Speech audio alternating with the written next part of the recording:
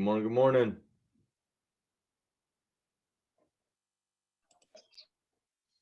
Hey, good morning. Good morning. Jeez, how you doing? Pretty good. How about yourself, man? Everything is awesome. Good. What's up, Jeremy? Morning.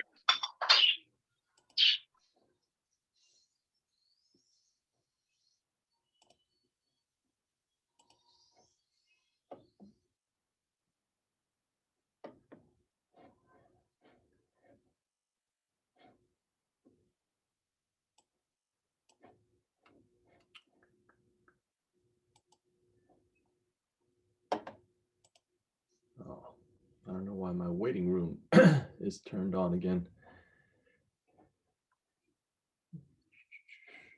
Let me see if I can turn that off. Hey, good morning, Star. Good morning, RJ. Good morning.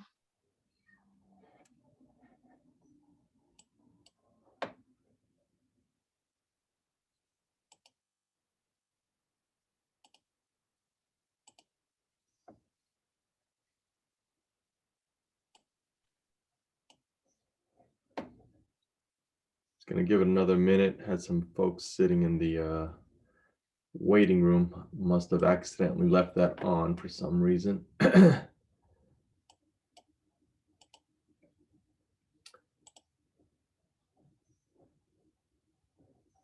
right.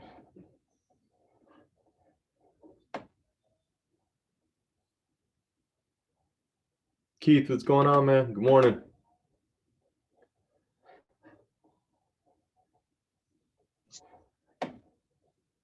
Good morning. Good morning. Had to unmute myself. You good? You good? How's your son doing? He's doing better? Yeah, he's doing great. Yep, he's up Good. and running around and everything now. Awesome. He was definitely blessed. That's a true Yes, sir. testimony. Yes, sir.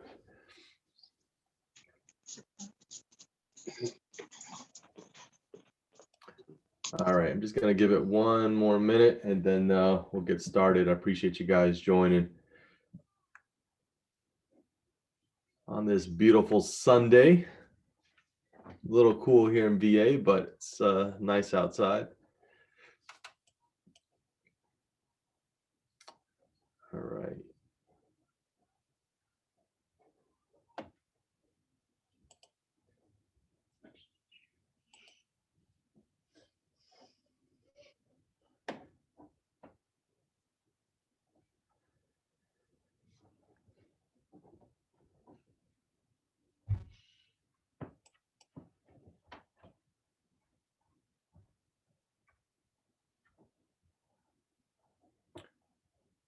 All right, give me 1 second. I'm gonna try to get my recording on here.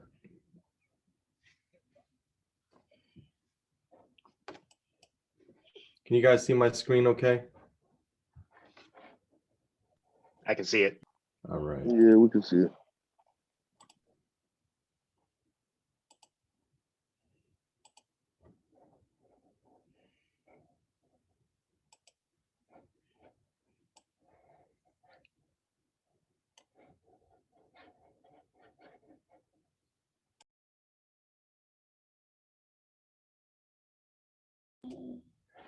All right, let's go ahead and get started. Again, good morning, everyone.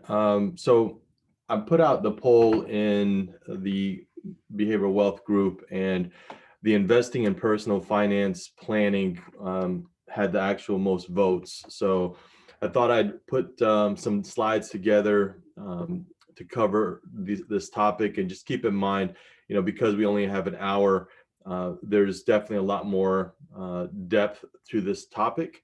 But I thought it would be enough to get the conversation going. And of course, if anyone wants to take a deeper dive into any of the content, feel free to reach out to me directly for one-on-one sessions. So let's jump right into it. So in today's session, we're going to talk about what drives people to invest, understanding a bit about risk and reward, and steps that you can take to minimize risk.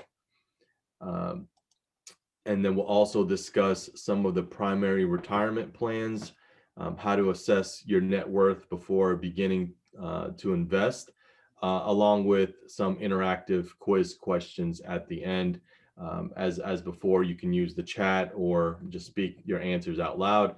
And then we'll take a quick look back at the S&P 500 performance and the NASDAQ performance since our last conversation that we had earlier this month, where we had talked about resistance and support, and kind of the price points that we were watching to determine whether or not the economy overall was trending back down and having a pullback, or was it just, as always, just a short blip in the market performance, but with a recovery. So we'll look at that.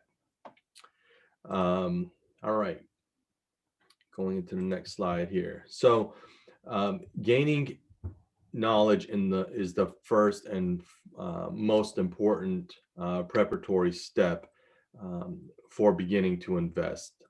So one of the things is that it's crucial to keep your emotions out of the equation when developing an investment strategy. And for those of you that joined this call before, we talked about, emotions, not only with investing, but also with trading, swing trading or day trading. People invest for different reasons. So of course, thinking through your own reasons will help you get ready to invest, and also making sure that you're taking the proper time to research before you just jump in. So before we go into this slide here, again, feel free to use the chat or just say it out loud. If you've already reflected on what's your primary reason for investing or trading, what's your drivers, or why are you taking the interest in investing and or trading? So again, feel free to use the chat or just shout it out if it's something that quick comes to your mind.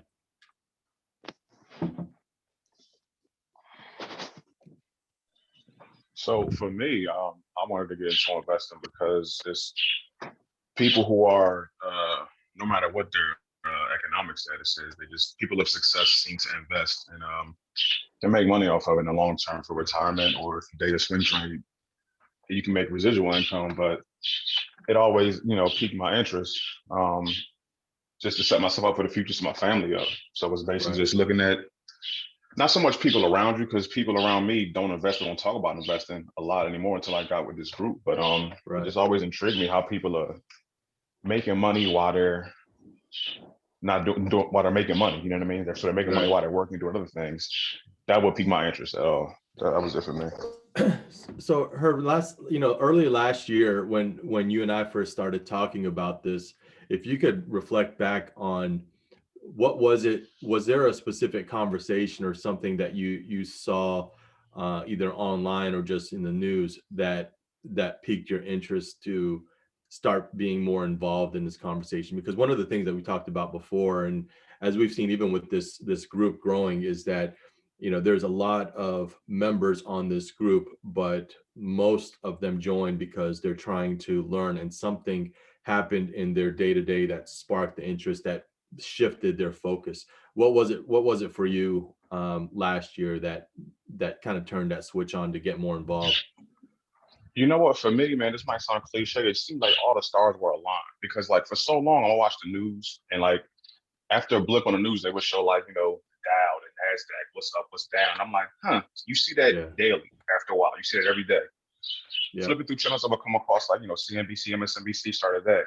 Started reading some articles, going through social media feeds to see more and more. So I'm like, maybe I should try to look at this stuff. Scrolling through Facebook again, I see a couple of your posts about investing. I'm like, this is too coincidental right here. I've been looking at stuff for a while. And now Rich posted about investing. So I hit you up. I'm like, yo, I've been thinking about getting into this. What's up, man? You just pulled me right in, man. It was awesome. The best thing that could ever been done for me. I mean, I have a much better understanding of what I'm doing, but I'm still learning every day. But it's been great, man. But again, it's just been like a snowball effect building up. Yeah, I appreciate that. And I see a couple of chats start. You mentioned be able to live the same or better lifestyles as I'm living now when you retire. Nika, you put, for me, realizing you not want to work until retirement age. I definitely understand that. Establishing multiple streams of income. That's a big one as well. You know, I saw a meme a while ago, but it's very true that if you only have one source of income, you're basically one step away from being broke, right? And it's true. And so multiple streams of income, especially when it's something that you're not having to devote a lot of time to on a daily basis once you get the pattern going. And as Herb mentioned, the kind of the snowball, and that's really what investing is as well, is that you want to set it up, do your research, but then you want to be able to have that make money for you without putting a lot of time into it. So great answers there. Anyone else want to chime in before I go into the slide? Anything different? Okay. So taking a look here at the slide, you know, starting at the left is, you know, why people invest is your vision. Everyone has a different vision of the future, right? So whether it's retirement, family, and or just being able to break away from the normal 9 to 5, you know, whatever your reason is, that in itself is going to be the driver that gets you started, right? Now, the vision alone isn't something in itself that's going to make you a successful investor, but it is typically enough of a driver that keeps you coming back. And for those of you that continue to come back to, you know, to these Sunday calls and engage in the, and not just my Facebook page, but just educating yourself on the market overall, I think it's just very important to keep going. Um, the second icon here is, you know, how much do you need? You know, we've talked about this before as far as this has to align with what your ultimate goal is. So whether we talk about how much do you need to get started to invest, or how much do you need to um, invest in or purchase certain shares, it depends on how aggressive you can be. But also understanding that you know, you still have your day-to-day life to cover. You still have to make sure that you're prepared for those rainy days, those emergency funds. So again, how much do you need is really driven on what your ultimate goal is. Money working for you. So investing gets you your money working for you even while you sleep, right? We've talked about that kind of as passive income before. But once you start putting your money into sound investments, we talked about diversification of portfolio, um, and understanding what makes the market move, you start seeing your accounts grow without you having to do much to it, right? And so the other way I was relating it to someone I was speaking to last week about, you know, imagine every day you looked at your savings account, not investment account, but a savings account or your checking account, and just on a daily basis it would grow without you having to put, you know, your normal 9 to 5 check deposit in there, right? That feeling of, wow, I'm getting money and I'm not even doing anything, with a proper investment structure, that can happen. And again, we've talked about this before, but if you go back and research how the stock market or the economy has been performing over the last 100 years, the math in itself will tell you that there's gradual but consistent growth. And so the money today, in 5, 10, 15 years, if you don't invest, you're basically missing out on a lot of opportunity. Okay. And then your definitions. So envisioning what financial security means to you is the first step. You know, we've talked about this as far as, you know, some people say financial freedom, they want financial freedom, but what does that mean, right? So financial freedom is going to have its own definition depending on what you're trying to get out of this thing we call life and what success means to you. So, you know, and again, when we talk about retirement, which again, for depending on your current situation, that timeline may be longer or shorter than, you know, your friends or other family members. So one of the things I also want to call out here, since we're talking about retirement, is if you're unsure on how much you'll need to retire, I actually have my personal website now updated. It's behavioralwealthconsulting.com. I just added a retirement calculator there on that page. my page is still in the works, but one of the things that I've added on there is a link to a retirement calculator, where basically you just plug in some basic information that will help you project your growth based on certain factors like age, income, how much you're investing. And it's a cool interactive tool that you can play around with. Again, you can adjust those things so you get an idea of how much money do you have to start saving now for retirement in order to project a certain number by the time you want to retire. All right. So with investing, of course, risk and reward is the fundamental principle of investing, right? With every investment you make, you take a certain level of risk that you will either earn no return or you may lose money. So again, first thing is understanding with investing, no matter how great or how much dollar value you have, there's always going to be a risk. In many cases, the higher the risk you take, there is the greater potential for reward. With a lower risk, you can sometimes expect, of course, a lower reward. Several factors that may impact your risk, of course, or elements that you should consider, I should say, when planning for your investment on risk and return is the leverage, liquidity, and diversification. Okay. So starting off with leverage, leverage refers to the ability to control large dollar value of a commodity in which you invest in with a comparatively small amount of capital. So taking this step, you can increase your reward, but it also increases your risk. So for example, when we talk about real estate, you can purchase a home with a down payment that may range from 0% to 20% down for well-qualified borrowers, right? That's a small dollar figure relative to the total cost of your house, right? Then if the property appreciates or goes up in value, you earn a return on the full purchase price. The risk, however, is that if the property drops in value 25%, and you have to sell it, you not only would be losing your down payment and closing costs, but often you would lose that additional 5% or whatever the fluctuation of the market price at the time that you sell. Was someone trying to chime in? Ask a question? Okay.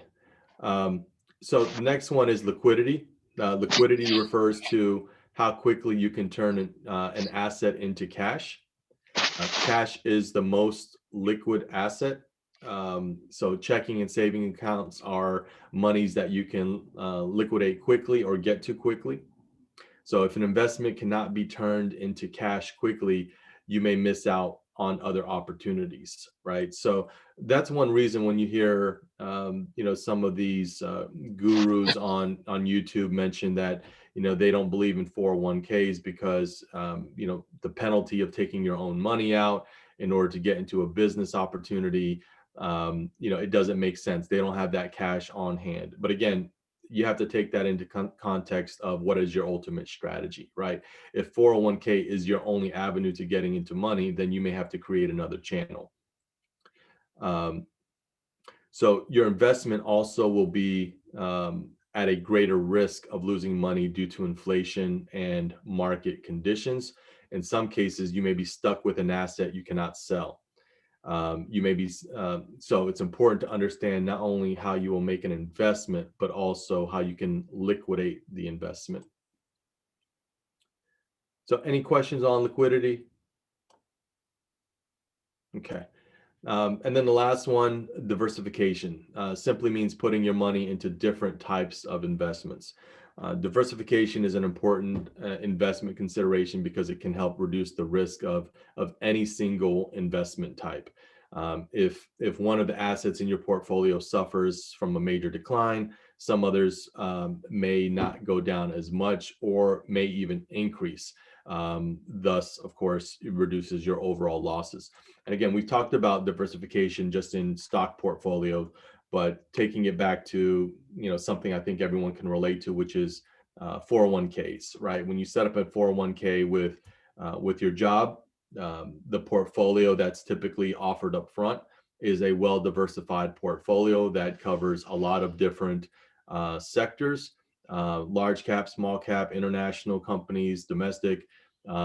All of that is to try to keep your overall balance from significantly being impacted by some things that happen in the economy, right? So again, that would be considered a kind of a low risk because there's not that much volatility because your account is diversified with a lot of different sectors and so many companies that make up that portfolio. So any questions here on the risk and reward or any comments? All right. So let's go on to investment risks. So understanding your risks and their potential to alter your investment returns is extremely important. Planning, knowledge, sound advice, and due diligence are some of the ways that you can minimize or mitigate investment risks. However, you can never completely eliminate all risks. So let's take a look at the ways to some of the ways that you can reduce risk. So you can see here on the right hand side, I put here kind of some of the top areas. So the first one is finances in order. So having your finances in order and a solid budget to follow. It's important also to build an emergency fund in your savings account that would cover your expenses for a certain length of time. Typically could be anywhere from 6 to 24 months. Should you suffer a loss? You know, we've talked about some of those losses before. It could be a loss of a job, a family member, you know, severe weather events, something catastrophic like that. Again, you want to have those liquid funds that you can get to that is aside of normal investment monies that in case of something in an emergency status. Minimize your high interest debt. If your debt interest rates are higher than the returns you can realistically expect from your investments, you will spend more to keep your debt current than you will earn on your investment returns. And that's pretty big, right?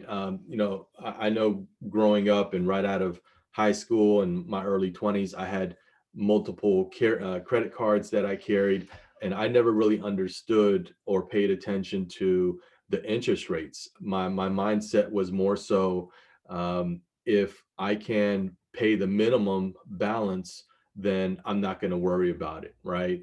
And again, that's just to me, I think that was just natural because no one ever really taught me about how to manage the money or understand how those things influenced my returns or the loss of money. But so again, having your finances in order means that you have to understand, you know, everything that your money is currently going out to, and make sure that you're also building or have an emergency fund based on your own situation, personal situation. Next one is risk capital. Oh, sorry, you had a question. So where should you put your emergency funds? You know, I think there's a couple of different things that you can do with putting money away for emergency funds. From your bank, it could be something as simple as a normal savings account where it's protected, right, by the bank. You don't get much return on there, but it's secure in the sense that if something ever were to happen, your bank typically protects that money. Personally, I wouldn't recommend emergency fund in large lumps of cash. Although I know, you know, some members on this group have talked about, you know, having kind of that grid money where it's not associated with any centralized banks.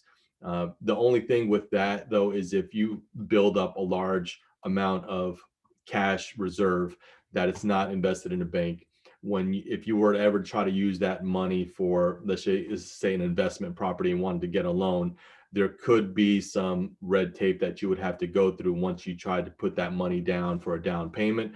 For any of you that have gone through getting a home loan before, you know the scrutiny that a lender goes through on trying to account for all of that cash. They want to know where that money is coming from. And so it just creates another level of challenges when you're trying to use that money for an investment opportunity.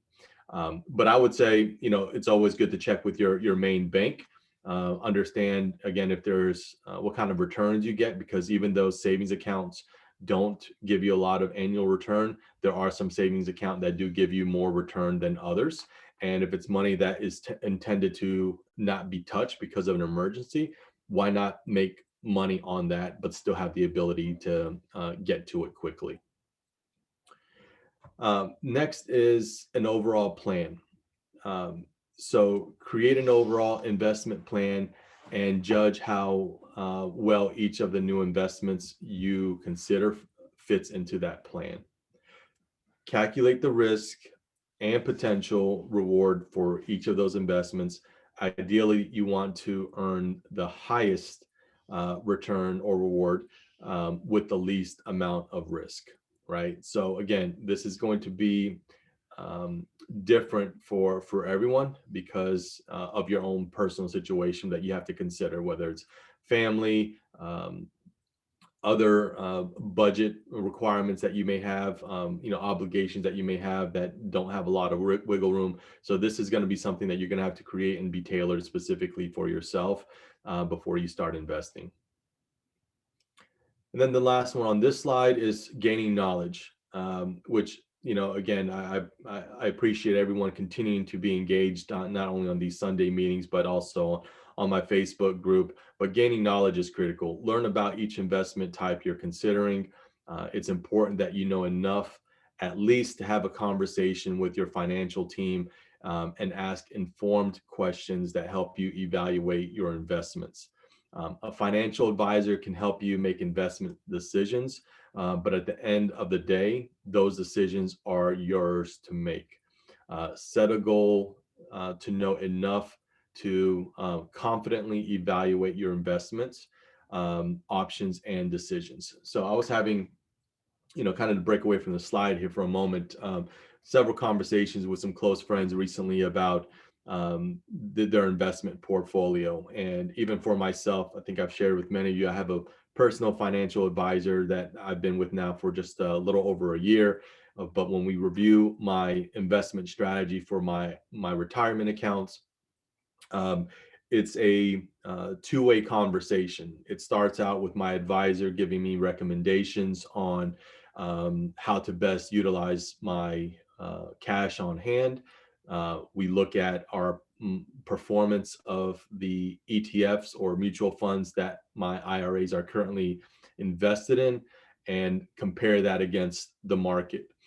And so I say it's a two-way conversation because it's not about, and should not just be about, my advisor telling me what to do. I need to understand that. So when he has a recommendation, I'm able to counter that with some additional probing questions, kind of asking the why are you recommending this? And then just continuing to ask the why until you feel comfortable with that strategy. Okay, and this is where it comes back into the risk and reward. You want to understand enough that you can have the conversation, but also know that if it starts to sway away from your goal, that you're quickly having that conversation back to make sure you're understanding the impacts of your portfolio. So let me pause here. Is there any questions? Again, feel free to use the chat or just shout it out loud if you have any questions on any of these items here that we talked about so far, or any comments. Okay.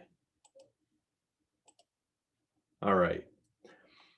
So moving through the next four, we have due diligence.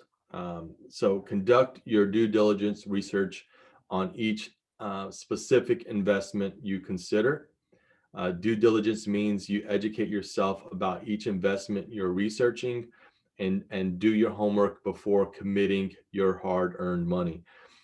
There are a lot of different investments out there, so make a list of the possibilities, evaluate the advantages and disadvantages of each one, and then investigate the risks involved.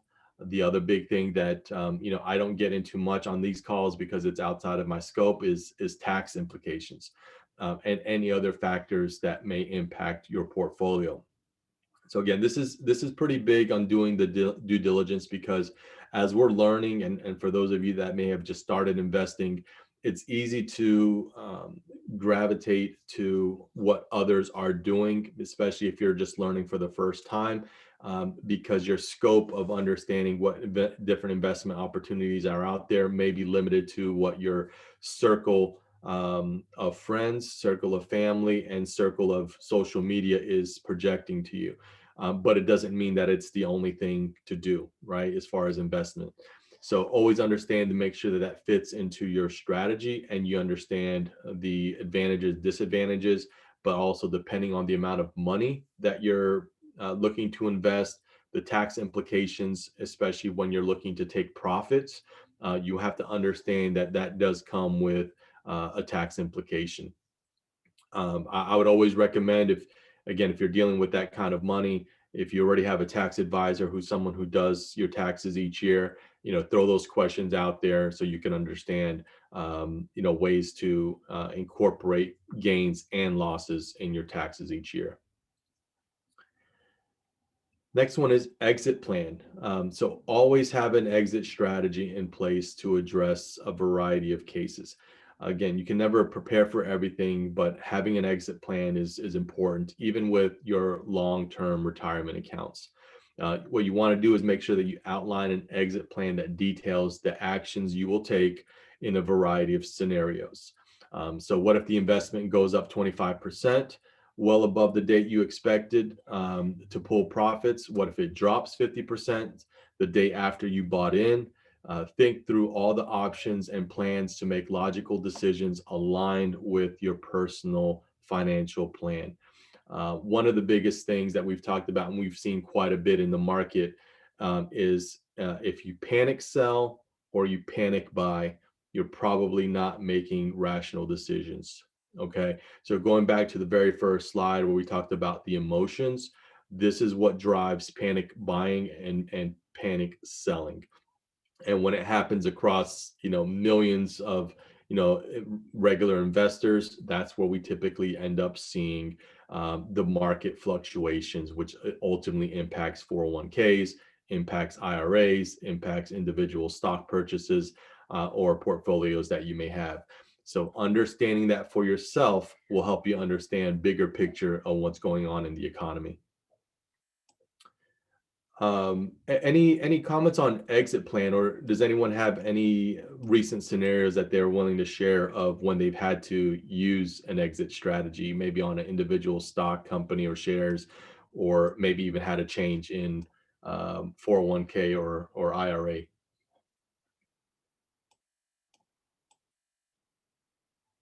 Oh, come on. I know someone had a recent exit strategy. All right. Let's see. Oh, let me go back.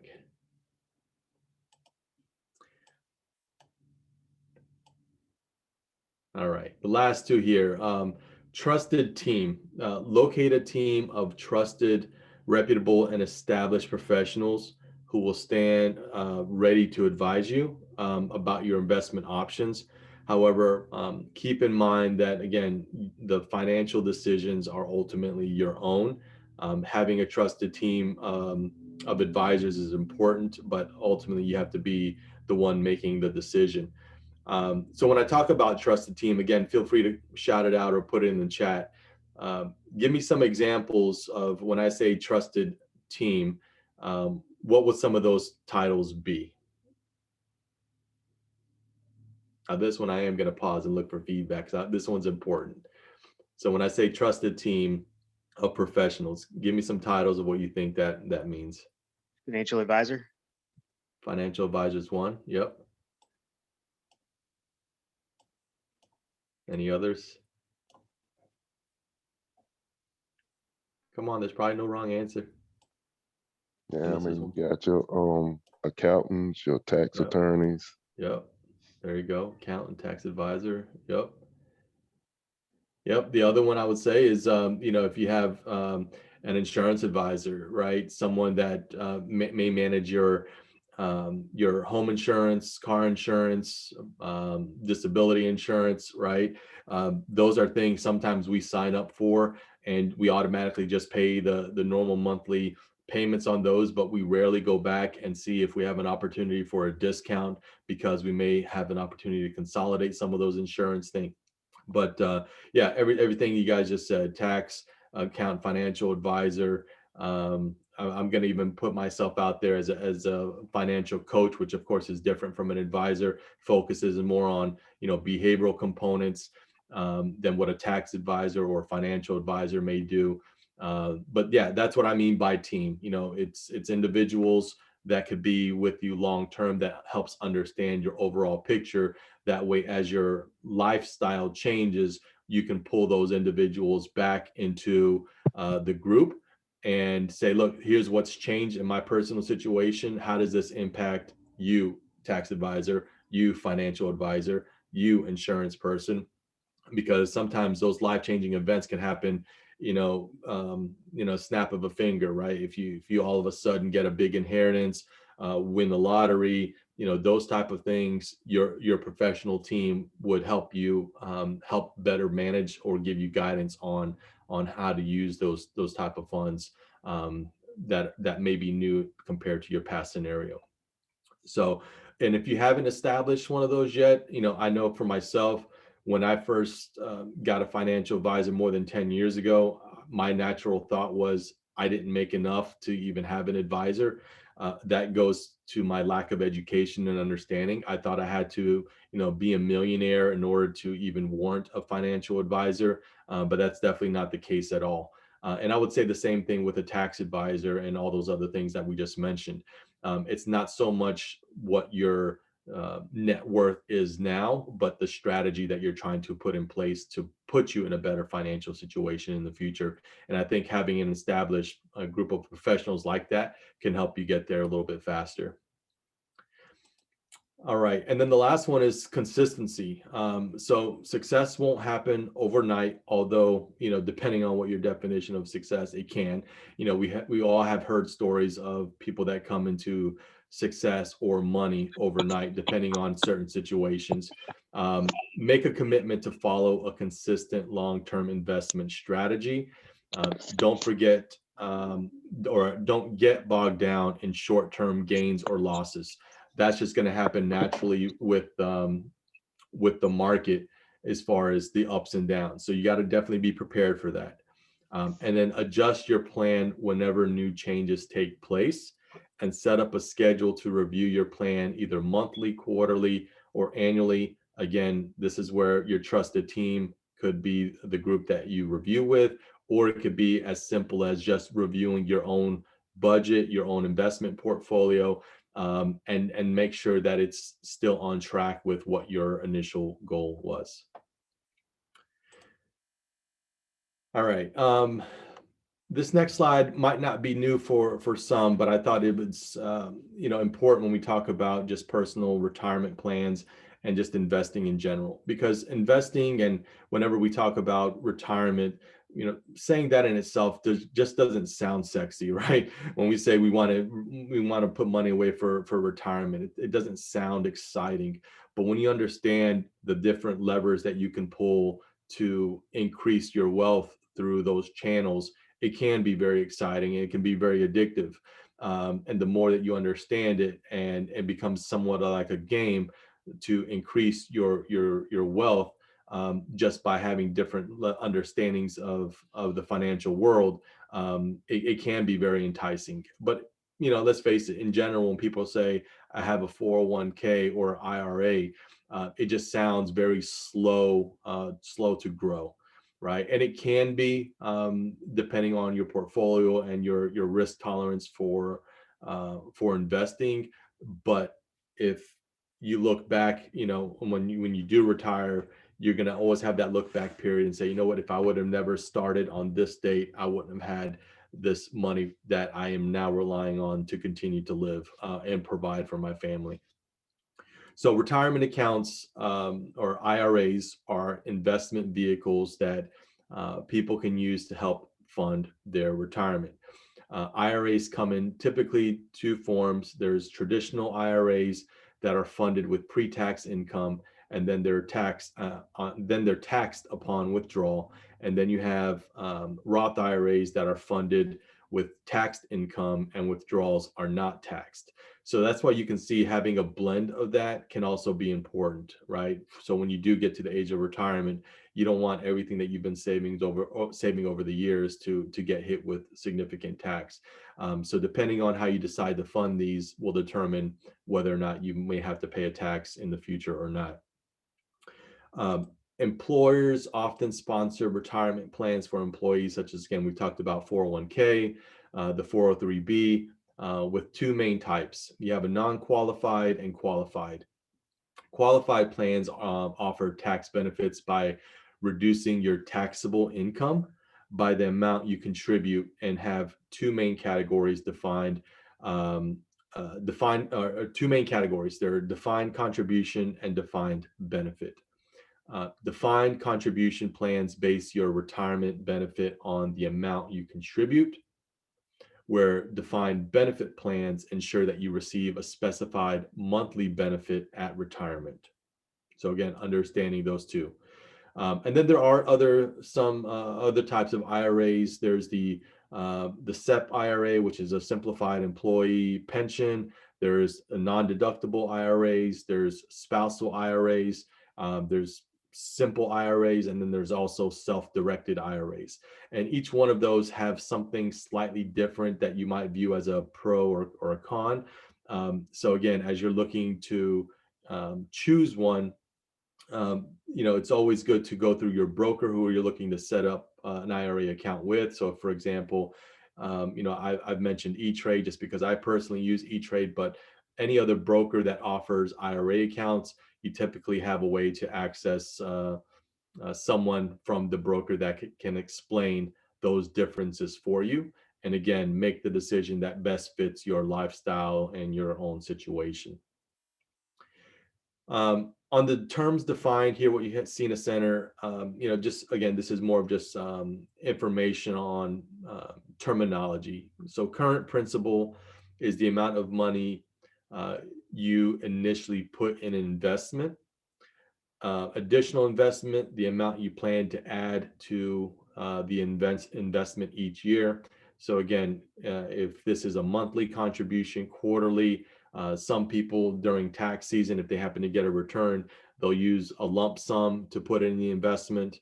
And again, so depending on the IRA or your investment portfolio, there may be restrictions of how much money you can invest each year, depending on if you're single or married. So make sure that you understand that. Years to grow, which is the length of time that you will let your investment grow. So again, this goes back to diversification. If you need money in the short term for the next 5 years because you're planning to make a big purchase, you may not want to go the route of a 401k, higher contribution to 401k, because you want to have access to that money. Or if this is a channel that it is intended to be 15, 20 plus years, then you may want to look at something that allows you that growth, that when you do retire, you have the maximum type of return.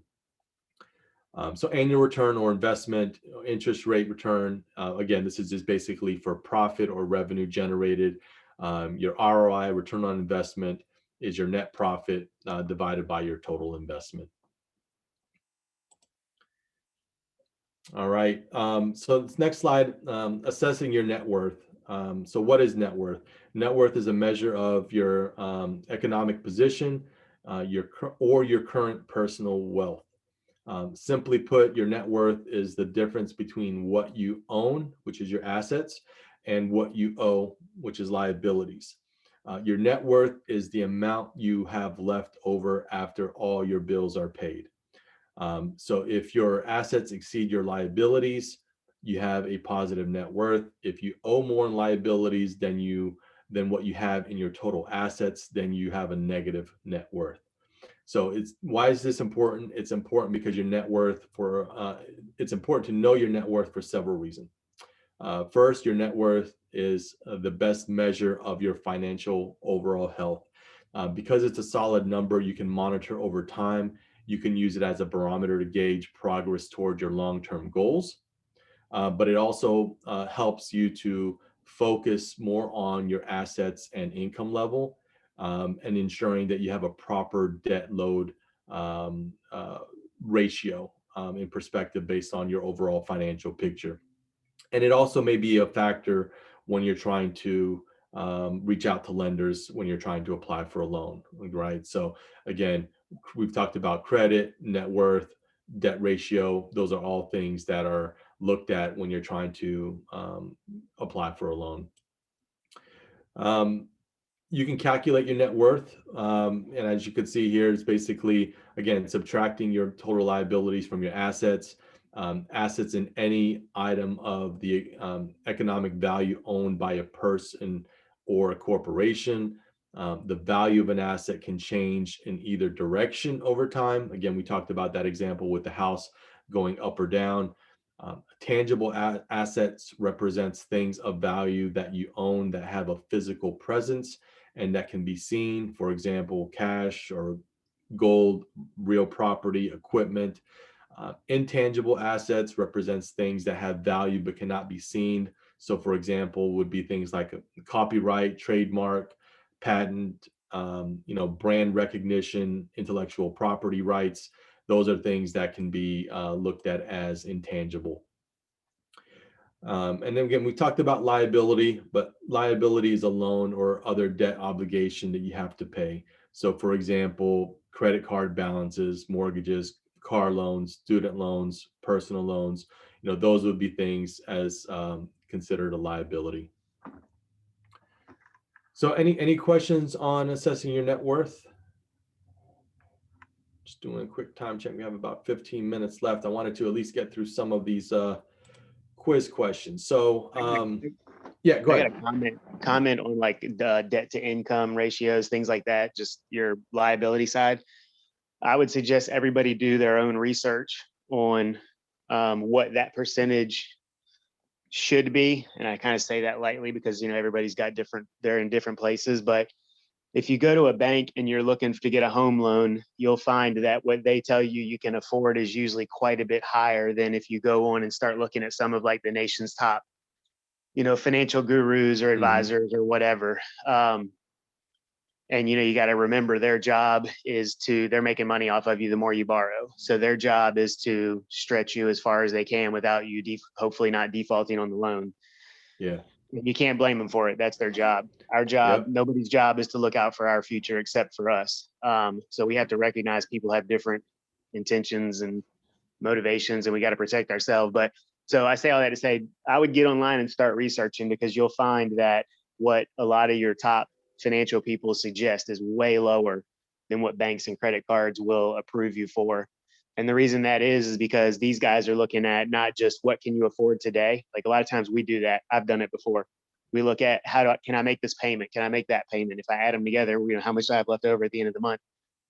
Whereas the people that they're looking at more long-term, what can you really afford and still be able to build for your future? And that's what I think most people are looking for on here. So that's it. Appreciate that, Jeremy.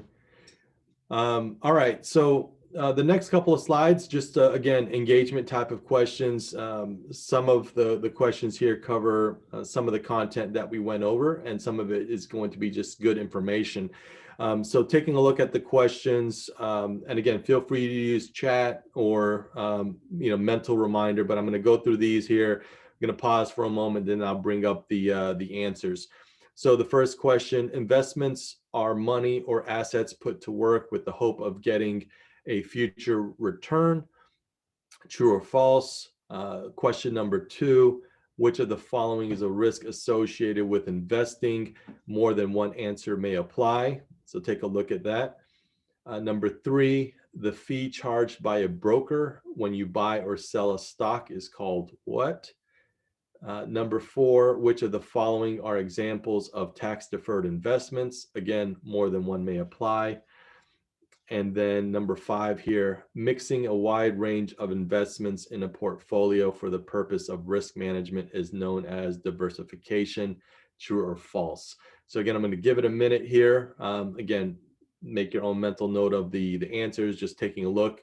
Again, this is meant to be more just, again, in education, educating you on the financial literacy, because these are all different factors that we should be understanding. But again, it takes some time and dedication to understand these, but and I have a few more of these after this one, so I'm just going to give it a moment here. And Jeremy, I see you said A for number 1. Okay.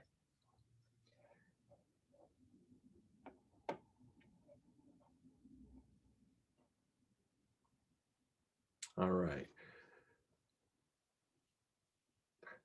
Note to self. All right. So I'm going to, for the sake of time, I'm just going to go ahead and move to bring on the answers here so you can see them side by side. So number 1, true. Investments are monies or assets put to work with the hope of getting a future return. Number 2, which of the following is a risk associated with investing? A, B, and C. Number 3, the fee charged by a broker when you buy or sell is known as a trade commission fee. And for those of you that may be new to trading, that maybe Robinhood or Webull is one of your first times getting into trading.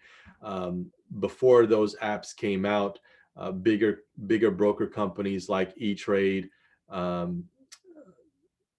Fidelity, Vanguard, all of those bigger brokers, whenever you had to make a purchase of a stock, they would charge you a commission fee just to buy, and they would charge you a commission fee just to sell.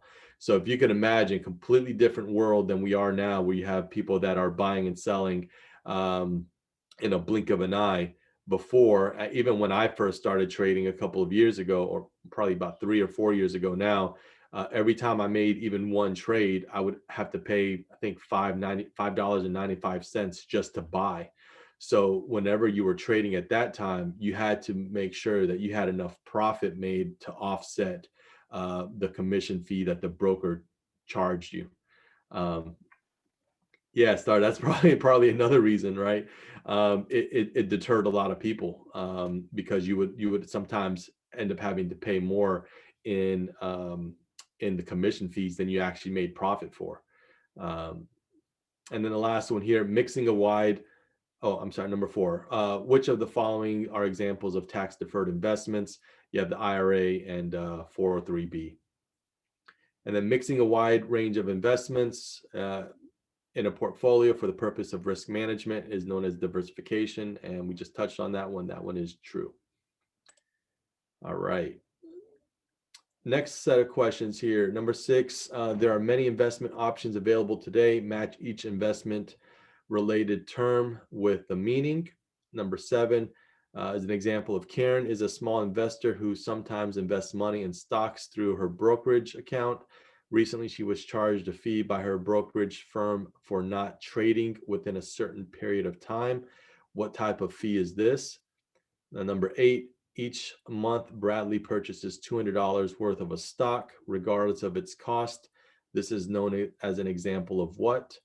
And then number 9, which of these people can benefit from investing? A, B, C, or D? So I'm just going to give a moment here to let you go through that. Think through that.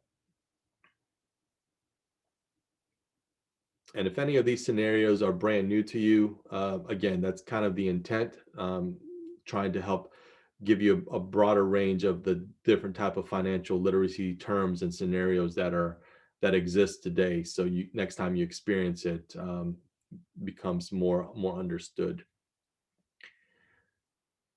All right. So again, for the sake of time, I'm going to go ahead and bring up the answers here. So number 6, real estate is C, investing money in land or property. B, or stocks is B, investing in money or ownership interest in a business. And then commodities would be things like natural resources, grains, metals, fuels, livestock, etc. Number 7, inactivity fee is what this is called. So again, on previous calls, I've talked about whenever you utilize a broker, it's important to understand all their fees. Even though some companies do not, or some brokers do not charge trade fees, when you buy and sell shares, they may have other fees associated with their brokerage. So it's important that when you sign up, and depending on what kind of activity you're doing with the broker, you understand all the applicable fees that your brokerage charges. Number 8, Each month, Bradley purchases $200 worth of a stock, regardless of its cost. This is known as dollar cost averaging. So we may have talked about this before, but when you hear a price of a stock goes down and you may have bought it at a higher dollar amount, Nika, this was one that I was talking to you about earlier this week about buying more shares when a price of a stock is down. It allows you to adjust your overall average price point. So people can average down and they can also average up, especially if it's a long-term investment. You gradually average over time. And I think we talked similar to this example in one of our first meetings this month, where we said, if you have cash on hand for the rainy day, but then you buy that when a price point is higher than you might have bought it 3 months ago, did you lose out on money? Well, it depends if you're in there long term, because naturally you want the stock price to continue to go up over time. So the price of a stock today should not be the price of a stock that it was last year, because of the just growth in our economy, right? So as you continue to average up, yes, you may be buying at a higher price point, but hopefully your lower price point will help you average your overall amount of shares at a point that it's still profitable as the point that it continues to grow. And then let's see, number 9, which of these people can benefit from investing? All the above, right? There's never a wrong time to start investing, but it's always important to do your own due diligence and understand what you're getting into, understand the risk and reward, to make sure that whatever strategy you go into, it's something that aligns with your own goal. All right. Because we only have a few minutes left, I'm going to skip this last slide of questions, and I want to go to a comparison of the S&P 500 because I think this is important. Again, for those of you that joined the call earlier this month, this was the slide that I shared on Sunday, I think the 7th it was. The S&P 500, when we looked at the 3-year chart from March 5th to the 19th, on March 5th, the price of the S&P 500 was 38.41. One of the things that we talked about was watching for the support break below 3,200 or 3,210, which occurred on September 25th and November 3rd of last year, which were these 2 arrow points. And if you recall, we were trending it this way as a support line and the resistance. And what we were saying is if things continued to get bad with the market and it started to drop, we would look for the price to drop at these levels, because this is where it held before, right? Hopefully everyone recalls that, for those of you that joined. But we also said if it touches the support line and bounces back up, so that's where this slide was. This is more of the earlier this month, we saw that it was touching that support line. So we were watching to see what happens. Does it break below this or does it bounce up? So now let's take a look at S&P from those last few days. So following that same channel, we can see here that it bounced and actually went up, right? And which is great, because now we ended up seeing a new high. So this is why doing your due diligence, and this view applies to even individual stocks, but I use the S&P 500 because it's typically a good market indicator. And if the S&P goes up or down, typically other individual stock companies tend to feel some of that same reaction. So as you can see, when we mapped this out earlier this month, we were trying to predict what would happen based on historical trends. Now, historical trends doesn't mean it always has to follow, but when you understand how it moves, you can try to predict what will happen next. And in this case, we were saying it's going to touch it because it touched it here, it touched it here, it touched it here, but it never quite broke below. And that's good, right? Because that shows that it has volatility, but it also presents good entry points for you to buy back in in your portfolio if you're following your individual stocks the same way. So what happened, it bounced off the line, and now as you can see, it's picked back up on its normal upward trend. So let me pause there. Any questions on that? And again, feel free to put it in the chat or ask out loud. I thought this was important to share because we talked about where we thought it would go. So I want to make sure that you guys understand and how to research this yourself if you're paying attention to your own individual stocks. Okay. So while you're thinking about questions, the last one I want to bring up is the NASDAQ. So this was the slide that I shared earlier this month. Again, we were looking at the 3-year trend from March 5th, 2019 to March 5th, 2021. We were looking for a break below 10,822, which we were signaling occurred here, right? So we said if it continued to break below, then we need to watch out that there could be a significant pullback.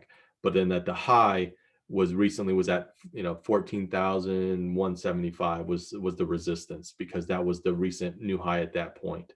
So now let's take a look at what happened in the last few days. So current price still fluctuating, riding that support line. Hasn't bounced back up like the S&P 500, but as we talked about before, there's a different makeup of companies in the NASDAQ and the S&P 500.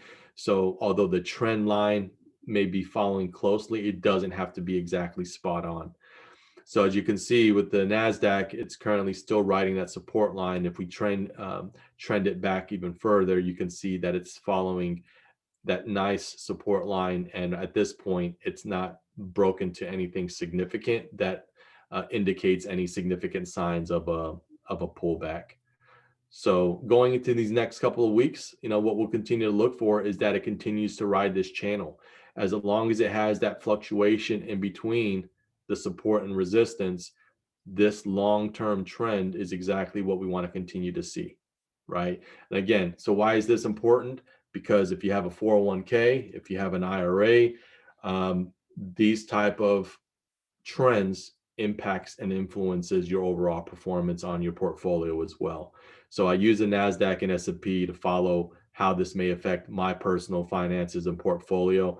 And again, the more you understand this, helps you understand whether it presents good opportunity to start investing, good opportunities to add more positions, or maybe even just readjust your portfolio depending on the sectors that you may be invested in.